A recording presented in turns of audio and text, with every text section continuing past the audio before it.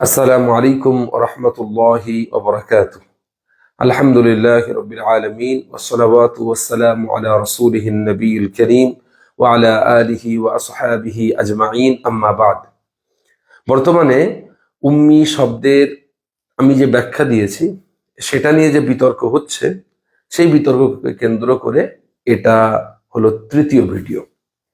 যদিও আমার ইচ্ছা ছিল যে এই ভিডিওটা আমি সর্বশেষে করব, কিন্তু তারপরেও বর্তমান সময়ের পরিস্থিতির দিকে লক্ষ্য করে আমি ভাবলাম যে এই ভিডিওটা আমাকে আগেই করতে হবে, এবং আমার মুরব্বীরাও পরামর্শ দিলেন আমি যেন এই ভিডিওটা আগে রেকর্ড করি এবং আগে প্রচার করি। আপনারা একটা জিনিস লক্ষ্য করবেন, এই উম্মি শব্দ নিয়ে যত বিতর্ক হচ্ছে এবং যতজন বিতর্ক করছেন, আমাদের এটা তো দেওবন্দীদের সাথে, বেরেলভীদের সাথে, শিয়াদের সাথে, জামাত ইসলামীর সাথে, অন্য কারো নয়। এই বিতর্কটা হচ্ছে আমাদের ফুরফুরা সিলসিলার মধ্যেই, অভ্যন্তরে। আপনি লক্ষ্য করবেন যে যে মৌলভীরা, যে মৌলানারা এই বিষয়টাকে নিয়ে আমার বিপক্ষে অবস্থান নিয়েছেন, যে পীরজাদারা আমার বিপক্ষে অবস্থান নিয়েছেন, তারা হয় নিজেদের মন গড়া কথা বলছেন, না হলে তাদের কথার গোড়া খুঁজে পাওয়া যাচ্ছে মাইজ ভান্ডারি বক্তা, শিয়া বক্তা, বেরেলভি বক্তা, এই সমস্ত মানুষদের থেকে। কিন্তু এই মানুষগুলোকে লক্ষ্য করা যায় যে অন্য সময়েতে তারা যখনই কোনো বিষয় নিয়ে বিতর্কের সৃষ্টি হয়, তারা আল্লামা রুহুল আমিন সাহেব রহমাতুল্লাহ আলাইহির কিতাব থেকে কথা বলতে শুরু করে, বা আমাদের সিলসিলার মাশায়েখরা একটা বিষয়ে কি কথা বলেছেন সেই বিষয়টা নিয়ে কথা বলতে আগে শুরু করে। তো একটা প্রশ্ন স্বাভাবিকভাবে আসার কথা যে এই বিষয়টাতে উম্মি শব্দের ব্যাখ্যাতে আমাদের মাশায়েখগণের বক্তব্য কেন তারা প্রচার করছেন না? তারা আটরশিদের বক্তব্য শেয়ার করছে, তারা বেরেলভীদের বক্তব্য শেয়ার করছে, তারা শিয়াদের বক্তব্য শেয়ার করছে, তারা মাইজ ভান্ডারিদের বক্তব্য শেয়ার করছে, কিন্তু আমাদের সিলসিলার মাশায়েখদের বক্তব্য কেন তারা বলছে না? এর কারণটা কি? এর কারণ হলো আমি যে কথাটা বলেছি এই কথাটাই আসলে ফুরফুরার মাশায়েখদের বক্তব্য। এই কারণেই যারা আজকে আমার বিপক্ষে অবস্থান নিচ্ছেন তারা এই বিষয়টাতে আমাদের মাশায়েখদের বক্তব্যগুলোকে স্পষ্ট করছেন।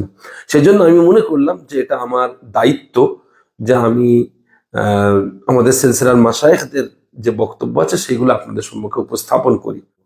আজকে আমরা যে কথাটা বলবো সেটা হলো উম্মি শব্দের ব্যাখ্যাতে আমাদের মাশায়েখগণ তথা ফুরফুরার বড় আলেম উলামাগণ তারা কি ব্যাখ্যা দিয়েছেন। আজকে আমি যে কথাগুলো বলেছি শুধুমাত্র এই কথাগুলো কি আমার বলা? এই কথাগুলো কি আমার মন গড়া কথা, নাকি আমি আমাদের মাশায়েখদের বক্তব্য এবং কোরআন ও সুন্নাহর বক্তব্যকে সামনে রেখে আলোচনা করেছিলাম? সেটা আজকে আমরা তুলে ধরবো। আসুন আর বিলম্ব না করে দেখি আমার সর্বপ্রথম যে শব্দের ব্যবহার নিয়ে সব থেকে বড় আপত্তি, সেই শব্দটা কি আমার একার প্রয়োগ করা, নাকি বাংলা ভাষার অন্যান্য ওলামা তথা ফুরফুরা সিলসিলার অন্যান্য ওলামাগণ ব্যবহার করেছেন কিনা। যে শব্দটা নিয়ে সব থেকে বেশি বিতর্ক সেটা হচ্ছে নিরক্ষর বলা নিয়ে। আমি রাসূল পাক সাল্লাল্লাহু তাআলা আলাইহি ওয়াসাল্লামের শানে যে উম্মি শব্দটা বলা হয়েছে তার ব্যাখ্যা করেছিলাম নিরক্ষর। অনেকে বলেছেন এটা বললে নাকি মানুষ কাফের হয়ে যাবে। চলুন আমরা দেখি এই কথার ভিত্তিতে কার দিকে আমাদের ফতোয়া যাচ্ছে। সর্বপ্রথম আমরা আলোচনা করব দাদা হুজুর পীর কেবলা রহমাতুল্লাহ আলাইহির অন্যতম গুরুত্বপূর্ণ খলিফা ডক্টর মাওলানা মোহাম্মদ শহীদুল্লাহ সাহেব রহমাতুল্লাহ আলাইহির কিতাব থেকে। ডক্টর শহীদুল্লাহ সাহেব ছিলেন দাদা হুজুর পীর কেবলা রহমাতুল্লাহ আলাইহির অন্যতম প্রধান খলিফাদের একজন। তিনি ছিলেন বাংলা ভাষার সর্বকালের সর্বশ্রেষ্ঠ জ্ঞানী ব্যক্তিদের, গবেষক ব্যক্তিদের মধ্যে অন্যতম। তিনি ছিলেন ভাষা বিজ্ঞানী। একাধারে মুজাদ্দিদুজ্জামান পীর আবু বকর সিদ্দিকী রহমাতুল্লাহ আলাইহি তাকে মাওলানা উপাধি দিয়েছিলেন তার দ্বীন সম্পর্কে জ্ঞানের কারণে। চলুন আমরা দেখব ডক্টর মোহাম্মদ শহীদুল্লাহ সাহেব এই নিরক্ষর শব্দটা ব্যবহার করেছেন কিনা। আমার হাতে আছে মাওলা ব্রাদার্স থেকে প্রকাশিত নবী করিম হযরত মুহাম্মদ সাল্লাল্লাহু আলাইহি ওয়াসাল্লাম, লেখক ডক্টর মোহাম্মদ শহীদুল্লাহ। আসুন দেখি এই কিতাবের মধ্যে ডক্টর মোহাম্মদ শহীদুল্লাহ রাসূল পাক সাল্লাল্লাহু আলাইহি ওয়াসাল্লামকে কি বলে সম্বোধন করছেন। এই কিতাবের 22তম পৃষ্ঠাতে ডক্টর মোহাম্মদ শহীদুল্লাহ রহমাতুল্লাহ আলাইহি বলছেন, ইনি যে ধর্ম প্রবর্তক হবেন তাতে বিস্ময়ের কোনো কথা ছিল না, কিন্তু তিনি এক আজন্ম অনাথ, নিরক্ষর, লক্ষ্য করুন, নিরক্ষর সহায় সম্পদ বিহীন দরিদ্র, তিনি কি রূপে অতি মহামানব হলেন, সেটা কি পরম আশ্চর্যের বিষয় নয়? দাদা হুজুর পীর কেবলা রহমাতুল্লাহ আলাইহির অন্যতম প্রধান খলিফা ডক্টর মোহাম্মদ শহীদুল্লাহ রহমাতুল্লাহ আলাইহি তার কেতাবের নবী করিম মুহাম্মদ সাল্লাল্লাহু আলাইহি ওয়াসাল্লাম গ্রন্থের 22 নম্বর পৃষ্ঠাতে আল্লাহ রসুল আল্লাহ হাবিব সাল্লাল্লাহু আলাইহি ওয়াসাল্লামকে নিরক্ষর বলে সম্বোধন করেছেন। আমার প্রশ্ন, যে সমস্ত কাবেল বড় বড় পণ্ডিতেরা মাইকে উঠে বহু গালাগালি করছেন, ডক্টর শহীদুল্লাহ সাহেবকে আপনারা কি বলবেন? কাফের বলবেন? ওয়াহাবি বলবেন? গুস্তাখে রসুল বলবেন? আপনারা কি বলবেন আমি জানতে চাই। আসুন, আমাদের ফুরফুরা সিলসিলার যে মানুষটা লেখনের মাধ্যমে সব থেকে বড় খেদমত আঞ্জাম দিয়েছেন, শুধু সিলসিলার নয়, যিনি এই বাংলার মুসলমানদের তথা পূর্ব ভারতের মুসলমানদের মধ্যে একজন শ্রেষ্ঠ মুসলিম লেখক এবং আমাদের সামনে তিনি একজন রত্নের মতো ব্যক্তিত্ব, আল্লামা রুহুল আমিন রহমাতুল্লাহ আলাইহি, যাকে আল্লামায়ে হিন্দ বলা হতো, সেই আল্লামায়ে হিন্দ রহমাতুল্লাহ আলাইহি নিরক্ষর শব্দটা ব্যবহার করেছেন কিনা আমরা একটুখানি দেখি। আমার হাতে আছে আল্লামা রুহুল আমিন রহমাতুল্লাহ আলাইহির লেখা মিলাদে মুস্তাফা। এই গ্রন্থটার প্রথম ভাগে আল্লামা রুহুল আমিন সাহেব রহমাতুল্লাহ আলাইহি 3য় পৃষ্ঠাতে লিখছেন, কুরআন সূরা জুমআহ আয়াত হচ্ছে হুয়াল্লাযী বাআসা ফিল উম্মিয়িনা রাসূলাম মিনহুম। এই আয়াতের অনুবাদে আল্লামা রুহুল আমিন সাহেব রাহমাতুল্লাহ আলাইহি কি লিখছেন দেখুন, তিনি নিরক্ষর সম্প্রদায়ের মধ্যে তাহাদের শ্রেণী হইতে একজন রাসূল পয়দা করেছেন। এখানে লক্ষ্য করুন, আল্লামা রুহুল আমিন সাহেব রাহমাতুল্লাহ আলাইহি এর বক্তব্য থেকে আমরা দুটো জিনিস টের পাই। নাম্বার 1, যারা বলছেন উম্মি মানে আসল, উম্মি মানে হচ্ছে উম্মুল কুরা, অমুক তমুক, এটা সেটা বিভিন্ন ব্যাখ্যা যারা দিচ্ছেন, আসুন আল্লামা রুহুল আমিন সাহেব রহমাতুল্লাহ আলাইহি উম্মি শব্দের কি ব্যাখ্যা দিয়েছেন। তিনি কি বলেছেন উম্মি মানে মা, উম্মি মানে আসল? তিনি কি বলেছেন লক্ষ্য করুন, তিনি বলছেন যে নিরক্ষর, দ্বিতীয় পয়েন্ট যেটা, সেটা হলো তিনি রাসূল পাক সাল্লাল্লাহু আলাইহি ওয়াসাল্লামকে নিরক্ষর শ্রেণীভুক্ত বলেছেন। কি বলছেন? তিনি নিরক্ষর সম্প্রদায়ের মধ্যে তাহাদের শ্রেণী হইতে একজন রাসূল পয়দা করেছেন। এখানে বোঝা গেল যে তিনি বললেন যে পুরো আরব জাতি হলো নিরক্ষর এবং তাদের শ্রেণীর অন্তর্ভুক্ত হলেন রাসূল পাক সাল্লাল্লাহু আলাইহি ওয়াসাল্লাম। এখানে প্রশ্ন আসতে পারে যে রাসূল পাক সাল্লাল্লাহু আলাইহি ওয়াসাল্লামকে নয়, আরবদেরকে নিরক্ষর বলা হয়েছে। তাহলে আসুন এই আল্লামা রুহুল আমিন সাহেব রাহমাতুল্লাহ আলাইহির কথার আদলে আরেকটা কথা বলে আপনাদেরকে বিষয়টা বোঝানোর চেষ্টা করি।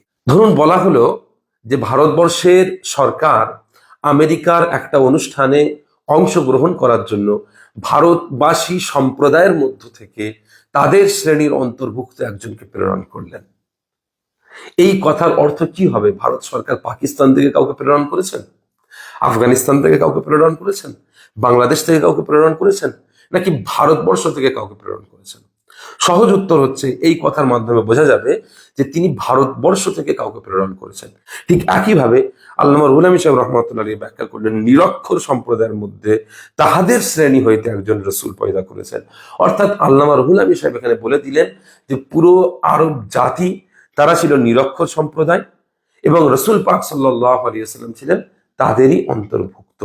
তাহলে আমার প্রশ্ন, আমি রাসূল পাক সাল্লাল্লাহু আলাইহি ওয়াসাল্লামকে নিরক্ষর বলাতে আমার উপরে যদি অন্যায়ভাবে তাকফির করা হয়, মাইকে উঠে জঘন্যভাবে গালাগালি করে নিজের পরিবারের এবং নিজের পরিবেশের পরিচয় প্রদান করা হয়, তাহলে আল্লামা রুহুল আমিন সাহেব রহমাতুল্লাহ আলাইহি তিনি যে নিরক্ষর বললেন রাসূল পাক সাল্লাল্লাহু আলাইহি ওয়াসাল্লামকে, এর ক্ষেত্রে আল্লামা রুহুল আমিন সাহেব রহমাতুল্লাহ ব্যাপারে আপনাদের ফাতাওয়া কি হবে?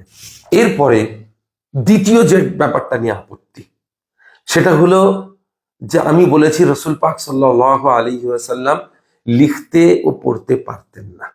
এই শব্দের প্রয়োগ করার জন্য এত জঘন্য শব্দ ব্যবহার করেছেন কিছু তথাকথিত পীরজাদা, যাদের যোগ্যতা হচ্ছে পীরের ঘরে জন্মগ্রহণ করা, যাদের যোগ্যতা হচ্ছে সুন্দর কণ্ঠ, যাদের যোগ্যতা হলো পিতা এবং দাদুর পরিচয়, এর বাইরে আর কোনো যোগ্যতা নেই। তারা কতটা জ্ঞানী তাদের শিক্ষককে জিজ্ঞাসা করলে উত্তর পাওয়া যাবে, যদি শিক্ষক থাকে আর কি, না থাকলে সাধারণভাবে শিক্ষক থাকারও কথা নয়। তারা আমার এই শব্দটাকে কেন্দ্র করে কত জঘন্য কটু কথা ব্যবহার করেছেন এবং মাইকে উঠে সাধারণ মানুষকে পথভ্রষ্ট করেছেন। আমার প্রশ্ন সাধারণ মানুষের কাছে থাকবে যে আপনারা এই নাবালেগ পীরজাদাদের কথা অনুসরণ করবেন, নাকি বাংলার শ্রেষ্ঠ আলেমদের মধ্যে অন্যতম আল্লামা রুহুল আমিন সাহেব রহমাতুল্লাহ আলাইহির কথাকে অনুসরণ করবেন? আমার যে কথা নিয়ে আপত্তি সেটা হলো, আমি বলেছি রাসূল পাক সাল্লাল্লাহু আলাইহি ওয়াসাল্লাম লিখতেও পড়তে পারতেন না।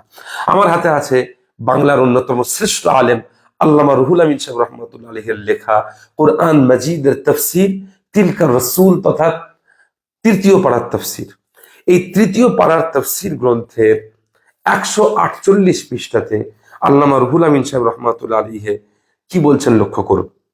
সহিহ বুখারী ও মুসলিমের হাদিসে উল্লিখিত হইয়াছে, হযরত সাল্লাল্লাহু আলাইহি ওয়াসাল্লাম বলিয়াছেন, আমরা উম্মি সম্প্রদায় লিখিতে ও হিসেব করতে জানি না।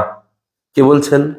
আল্লামা রুহুল আমিন সাহেব রহমাতুল্লাহ আলাইহি। অর্থাৎ আমি বলেছিলাম না যে হাদিস শরীফের মধ্যে এসেছে বুখারী এবং মুসলিমে, ইন্না উম্মাতুন উম্মিয়াতুন লা নাকতুবু ওয়ালা নাহসুবু। এই হাদিস বুখারী শরীফে এসেছে, মুসলিম শরীফে এসেছে, তাফসীরে ইবনে কাসিরে এসেছে, তাফসীর তাবারিতে এসেছে, তাফসীর বাগাবীতে এসেছে, হযরতে ফখরুদ্দিন রাজি রাহমাতুল্লাহ আলাইহি তার তাফসীরে উল্লেখ করেছেন মাফাতিহুল গায়বে, এবং হযরতে ইমাম জালালউদ্দিন সুয়ুতী রহমাতুল্লাহ আলাইহি তার তাফসীরের মধ্যে উল্লেখ করেছেন। তো ওই যে হাদিসটা আছে, ওই হাদিসের ব্যাখ্যায় লা নাকতুবু ওয়ালা নাহসুবু, এই ব্যাখ্যায় আল্লামা রুহুল আমিন সাহেব রহমাতুল্লাহ কি বললেন? লিখিতে ও হিসাব করতে জানি না। লিখি না, হিসাব করি না নয়, লিখিতে ও হিসাব করতে জানি না। কে বলছেন? আল্লামা রুহুল আমিন সাহেব রহমাতুল্লাহ আলাইহি। এবারে লক্ষ্য করুন, আমি তাফসীর থেকে প্রমাণ করলাম যে আল্লামা রুহুল আমিন সাহেব রহমাতুল্লাহ আলাইহি বলেছেন, রাসূল পাক সাল্লাল্লাহু আলাইহি ওয়াসাল্লাম বলেছেন, আমরা লিখতে পারি না। এখনো পড়ার কথা বলিনি। আসুন, হুজুর পাক সাল্লাল্লাহু আলাইহি ওয়াসাল্লাম পড়তে পারতেন কিনা সে ব্যাপারে আল্লামা রুহুল আমিন সাহেব রহমাতুল্লাহ আলাইহির কি মতামত ছিল সেটা আমি আপনাদেরকে দেখাই।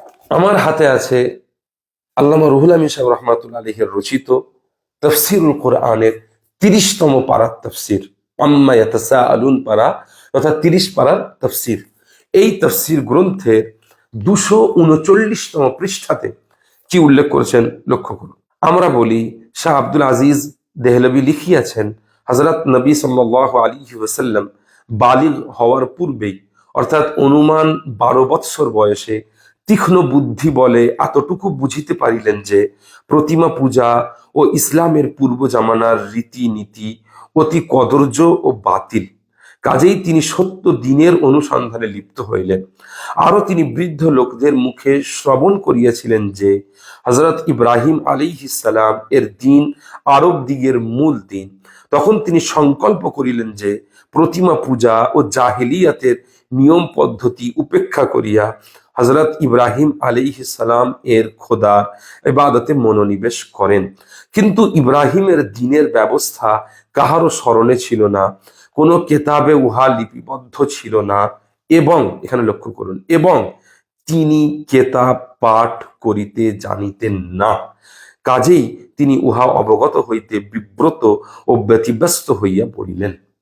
আল্লামা রুহুল আমিন সাহেব রহমাতুল্লাহ আলাইহি রচিত তাফসীর গ্রন্থে আম্মা পারা অর্থাৎ আম্মা ইয়াতাসাআলুন পারা অর্থাৎ 30 পারার তাফসীর গ্রন্থে আল্লামা রুহুল আমিন সাহেব রহমাতুল্লাহ আলাইহি স্পষ্ট বলে দিয়েছেন, রাসূল পাক সাল্লাল্লাহু আলাইহি ওয়াসাল্লাম পড়িতে পারিতেন না। এবারে আসা যাক আমার বিপক্ষে অবস্থানকারী ব্যক্তিদের তৃতীয় অভিযোগে। তাদের বক্তব্য হলো, আমি বলেছি রাসূল পাক সাল্লাল্লাহু তাআলা আলাইহি ওয়াসাল্লাম আরবি বর্ণমালা তথা আলিফ বা তা সা এগুলো জানতেন না, অর্থাৎ পড়তে ও লিখতে জানতেন না।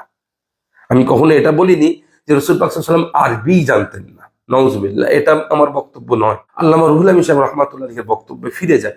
আল্লামা রুহুল আমিন সাহেব রহমাতুল্লাহ আলাইহির বক্তব্য অনুযায়ী রাসূল পাক সাল্লাল্লাহু আলাইহি ওয়াসাল্লাম লিখতে ও পড়তে জানতেন কিনা এ ব্যাপারে খুব স্পষ্ট বক্তব্য, দীর্ঘ বক্তব্য আলোচিত হয়েছে আল্লামা রুহুল আমিন সাহেব রহমাতুল্লাহ আলাইহির রচিত কারামাতে আহমদিয়া বা একখানা বিজ্ঞাপন রদ গ্রন্থে। আমার কাছে এই বইটার প্রথম যে ফ্রন্ট পেজ সেটা ছিঁড়ে চলে গেছে, অনেক পুরাতন বই, ব্যাক পেজটা আছে, এবং এখান থেকে স্পষ্ট লক্ষ্য করা যায় যে কারামাতে আহমদিয়া বা একটা বিজ্ঞাপন রদ। এই গ্রন্থের মধ্যে আল্লামা রুহুল আমিন সাহেব রহমাতুল্লাহ আলাইহি স্পষ্ট করে দিয়েছেন যে রাসূল পাক সাল্লাল্লাহু আলাইহি ওয়াসাল্লাম লিখতে ও পড়তে পারতেন কিনা। আরেকটা ব্যাপার হলো, এই বইটা এবং এর আগে আল্লামা রুহুল আমিন সাহেব রহমাতুল্লাহ আলাইহি যে দুটো বই উল্লেখ করেছি, প্রত্যেকটা বই এর এজাজত দিয়েছেন মুজাদ্দিদুজ্জামান পীর আবু বকর সিদ্দিকী রহমাতুল্লাহ আলাইহি। তো দেখুন, মুজাদ্দিদুজ্জামান পীর আবু বকর সিদ্দিকী রহমাতুল্লাহ আলাইহির ইজাজত দেওয়া গ্রন্থ এবং আল্লামা রুহুল আমিন সাহেব রহমাতুল্লাহ আলাইহির রচিত গ্রন্থ কারামাতে আহমাদিয়া গ্রন্থের 55 পৃষ্ঠা থেকে শুরু হচ্ছে। এখানে আল্লামা রুহুল আমিন সাহেব রহমাতুল্লাহ কি বলছেন? কুরআন শরীফের সূরা আরাফে আছে আল্লাযীনা ইয়াত্তাবিউনার রাসূলান নাবিয়্যাল উম্মি, অর্থাৎ যাহারা উম্মি রাসূল নবীর অনুসরণ বা তাবেদারি করেন। এই আয়াতে হযরত নবী সাল্লাল্লাহু আলাইহি ওয়াসাল্লামকে উম্মি বলা হইয়াছে। তাফসীর রূহুল বায়ান প্রথম খণ্ড 779 পৃষ্ঠা থেকে 780 পৃষ্ঠা। আল উম্মি আল্লাযী লা ইয়াকতুবু ওয়া লা ইয়াকরাউ ওয়া কাউনুহু উম্মিয়ান মিন জুমলাতি মুজিজাতিহি। এই বাক্যের ব্যাখ্যা আল্লামা রুহুল আমিন সাহেব রাহমাতুল্লাহ দিচ্ছেন। উম্মি শব্দের অর্থ যিনি বর্ণমালা লিখিতে ও পড়িতে না পারেন। কে বলছেন? আল্লামা রুহুল আমিন সাহেব রাহমাতুল্লাহ। এই কথা কে বলেছে? এই অধম এই কথাই বলেছে। তাহার উম্মি হওয়া একটি মুজিজা বলিয়া গণ্য হইয়াছে, এই কথা এই অধম বলেছে। আর কি বলেছেন? কেননা যদি হযরত নবী সাল্লাল্লাহু আলাইহি সাল্লাম সুচারু রূপে লিখিতে ও পড়িতে পারিতেন, তবে তাহার উপর এই দোষারোপ করার সুযোগ হইত যে তিনি প্রাচীন ও পরবর্তী লোকদিগের কিতাবগুলি পাঠ করিয়াছেন এবং তদ্বারা এই ইলমগুলি শিক্ষা করিয়াছেন। এই কথা কে বলেছে? এই অধম বলেছে। আপনারা আমার যে ভিডিওটা নিয়ে বিতর্ক হয়েছে, প্রথমে ওই ভিডিওর 15 মিনিটের একটা লম্বা আলোচনা আছে, আপনারা শুনতে পারেন। অথবা আমি আন-নবিয়ুল উম্মি এই নিয়ে যে প্রথম পর্বের ভিডিও করেছিলাম, সেটাও আপনারা শুনতে পারেন। এই কথাগুলোই আমি বলেছি।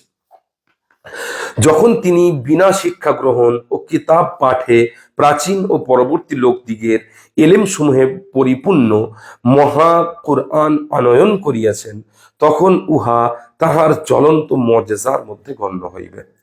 উচ্চতম কলম যাহার সেবায় রত, লৌহে মাহফুজ যাহার মুসহাফ বা ধর্মপুস্তক ও দৃষ্টিস্থল, তিনি বর্ণমালাগুলি লিপিবদ্ধ করার মুখাপেক্ষী নহেন। রাসূল পাক সাল্লাল্লাহু আলাইহি ওয়াসাল্লাম লেখাপড়ার মুখাপেক্ষী নন, এ কথা কি বলেছে? এই অধম বলেছে। এখন এই কথাগুলো বলাতে আমি যদি কাফের হয়ে যাই, আমি যদি ওয়াহাবি হয়ে যাই, আমি যদি নাউজুবিল্লাহ রাসূল পাক সাল্লাল্লাহু আলাইহি ওয়াসাল্লামকে মূর্খ বলে থাকি, আমি যদি নাউজুবিল্লাহ গুস্তাখে রাসূল হয়, তাহলে আল্লামা রুহুল আমিন সাহেব রাহমাতুল্লাহ কে তিনি? আসলে এরপরে আরো লক্ষ্য করি তিনি আর কি বলছেন। তাফসীর কবির অর্থাৎ আল্লামা ফখরুদ্দিন রাজি রহমাতুল্লাহ তাফসীর, চতুর্থ খণ্ড 309 পৃষ্ঠা। কাউনুহু উম্মিয়ান قال الزجاج معنى الأمي الذي هو على صفة أمة العرب। এই কথায় অর্থাৎ ইমাম ফখরুদ্দিন রাজি রহমাতুল্লাহ আলাইহি যে বক্তব্য, সেই কথার বঙ্গানুবাদ করছেন কে? আল্লামা রুহুল আমিন রহমাতুল্লাহ আলাইহি। তিনি বলছেন হযরত উম্মি হওয়া সম্বন্ধে জাজ্জাজ বলিয়াছেন যিনি আরব জাতির ন্যায় গুণধারী হন। অর্থাৎ উম্মি শব্দের অর্থ হলো যিনি আরব জাতির ন্যায় গুণধারী হন। হযরত সাল্লাল্লাহু আলাইহি ওয়াসাল্লাম বলিয়াছেন, আমরা উম্মি সম্প্রদায়, লিখিতে জানি না, অঙ্কশাস্ত্র জানি না। অধিকাংশ আরব লিখিতে ও পড়িতে জানিতেন না। হযরত নবী সাল্লাল্লাহু আলাইহি ওয়াসাল্লাম এইরূপ লিখিত পড়িতে জানিতেন না। আমি একবার বলেছি রাসূল পাক সাল্লাল্লাহু আলাইহি ওয়াসাল্লাম লিখতে পড়তে জানতেন না, আল্লামা রুহুল আমিন সাহেব তো বারবার বলেছেন। তাহলে আমার যদি একবার বলাতে এতবার তাকফির হয়, আপনারা কত বড় পণ্ডিত হয়েছেন আল্লামা রুহুল আমিন সাহেব রাহমাতুল্লাহকে তাকফির করেন দেখি। আসুন তিনি আরো কি বলছেন লক্ষ্য করি। তাফসীরে রাউফি 404 পৃষ্ঠা, এখানে বলছেন আল্লামা রুহুল আমিন সাহেব রাহমাতুল্লাহ আলাইহি, ইহা হযরতের উচ্চ প্রশংসার কথা যে তিনি বর্ণমালা লেখাপড়া ব্যতীত জাহেরি ও বাতিনি বিষয়গুলির আলেম ছিলেন। আমার প্রেমাস্পদ তথা মাহবুব না পড়িয়াও সমস্ত ইলমের পারদর্শী ছিলেন। তিনি উম্মি ছিলেন, কিন্তু দুই জগতের ইলম তাহার পক্ষে প্রকাশ হইয়াছিল। এবারে আল্লামা রুহুল আমিন সাহেব রাহমাতুল্লাহ আলাইহি নিজের মতামত দিচ্ছেন। উপরোক্ত বিবরণে বোঝা যাইতেছে যে হযরত নবী সাল্লাল্লাহু আলাইহি ওয়াসাল্লাম আরবি বর্ণমালা লিখিতে ও পড়িতে জানিতেন না বলিয়া তাহাকে উম্মি বলা হইয়াছে। এখন আরবি বর্ণমালা কি, অর্থাৎ আরবি অ্যালফাবেটস, আরবি হরুফ, আলিফ বা তা সা বা আলিফ বে তে সে, আপনি যেটাই বলেন, ইহা সত্ত্বেও তাহার তুল্য শ্রেষ্ঠতম আলেম জগতে হয় নাই ও হইবে না। কে বলেছে এই কথা? এই অধম বলেছে। এখান থেকে বোঝা যাচ্ছে যে আল্লামা রুহুল আমিন সাহেব রহমতুল্লাহ যে কথা বলেছেন সেই বক্তব্যই আমার। এমন কথা বলেছি যেটা কুরআনে আছে, যেটা সুন্নাতে নববীতে আছে, যেটা তাফসীর গ্রন্থের আলোকে সারা বিশ্বের মুহাদ্দিসদের বক্তব্য, যেটা হাদিস গ্রন্থের আলোকে সারা বিশ্বের মুহাদ্দিসদের বক্তব্য। এমন কথা বলেছি যেটা আমাদের সিলসিলার মাশায়েখদের বক্তব্য।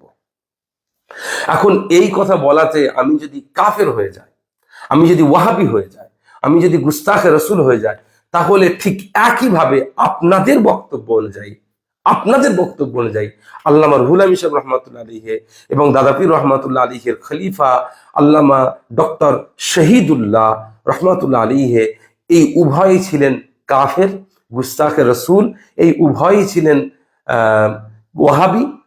কথা বুঝতে পারেন? এটা আপনাদের বক্তব্য অনুযায়ী। আমি তো বলবো যে না, তারা বরং আমাদের সিলসিলার মুক্তাদা ছিলেন, তারা বরং আমাদের সিলসিলার আদর্শ ছিলেন, তারা বরং আমাদের আদর্শ ছিলেন, এবং আমরা তাদের থেকে শিখি এবং অনুপ্রাণিত হই। তো সেই জন্য এমন কথা আপনারা বলে বেড়াচ্ছেন যে কথাগুলো আমাদের সিলসিলার চিন্তাধারার খেলাফ। আমি আপনাদের সকলকে অনুরোধ করব যে আপনারা তওবা করুন, ইস্তেগফার করুন এবং মাফ চান। এবং সব থেকে বেশি গুরুত্বপূর্ণ যে জিনিস, সেটা হচ্ছে আপনারা গজলের মধ্যে সীমাবদ্ধ থাকেন। আর প্লিজ নিজেদেরকে ছোট করবেন না। আপনাদের সম্মান আছে, ইজ্জত আছে, এবং এই ঘটনার আগে পর্যন্ত আমিও আপনাদেরকে সম্মান করতাম, ইজ্জত করতাম।